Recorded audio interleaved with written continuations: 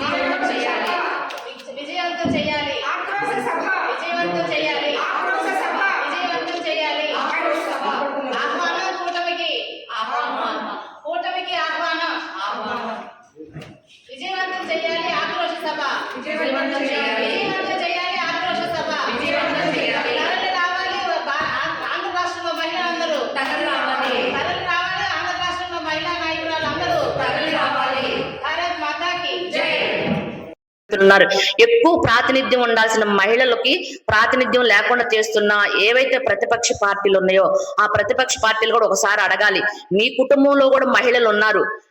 ఆ మహిళలు ఈ రోజు తల్లిగా చెల్లిగా అందరు ఉన్నారు. అలాంటి మహిళలకి ప్రాతినిధ్యం ఇవ్వడానికి మీరు ఎందుకు ఆలోచిస్తున్నారు? ఇక్కడ మేము ఇది ఒక చట్టం కాదు, ప్రపంచం మొత్తం మీద మహిళల యొక్క ఆశ ఆకాంక్ష రాబోయే తరానికి ఇది ఒక నాంది అనేది మేము తెలియజేస్తున్నాము. ఎందుకంటే ఈ రోజు మహిళలు ఎంతో ఆలోచన విధానంతో ఒక కుటుంబాన్ని చక్కదిద్దే దాంట్లో కూడా ప్రాధాన్యత ఇస్తున్నారు.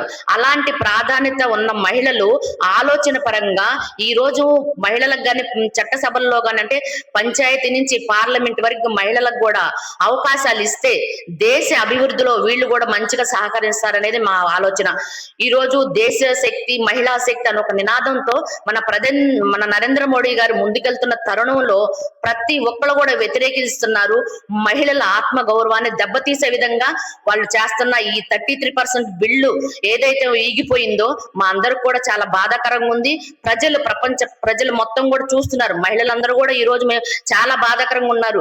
రాష్ట్రం మొత్తంలో ప్రతి జిల్లాలో కూడా మహిళలు ఆవేదనతో ఆవేశంతో కూడా మరి అన్ని చోట్ల మరి మీ మీడియా మిత్రుల సహకారాలతో మీడియా ఇవి అన్ని కూడా సోషల్ మీడియాలో కూడా చేస్తున్నారు. ఇవన్నీ కూడా మనందరం కూడా గమనిస్తూ ఉన్నాము. దయచేసి మేము ఒకటే చెప్తున్నాము, ఈ మా మహిళలది ఇది ఒక 33% అనేది మీకు ఏదో ఊరికే మాకేం ఇవ్వటలేదు. జనాభా దామాష ప్రకారం చూసినా కూడా 50% మహిళలు ఉన్నారు.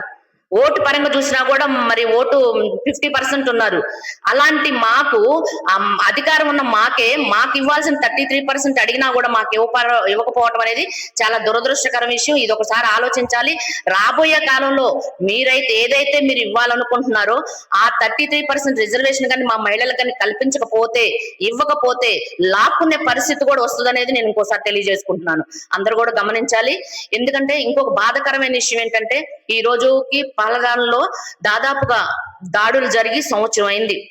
2025 ఏప్రిల్ 22న జరిగిన ఆ దాడులు ఉగ్రవాద దాడుల్లో చాలా మంది మహిళల ముందు భర్తలను చంపేసిన దురదృష్టకరమైన విషయం మనందరికీ తెలిసిన విషయమే.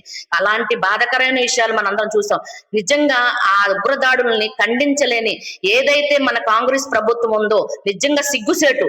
ఒక మహిళలు ఉగ్రవాద దాడిలో మహిళల ముందు భర్తలను చంపినప్పుడు వాళ్ళు పడిన ఆ ఆవేదనని గమనించాలని చెప్పి ఒక కాంగ్రెస్ ప్రభుత్వాన్ని మేము తెలియజేస్తున్నాము. అలాంటి కాంగ్రెస్ ప్రభుత్వం ఈ రోజు ఉగ్రవాదంలో కూడా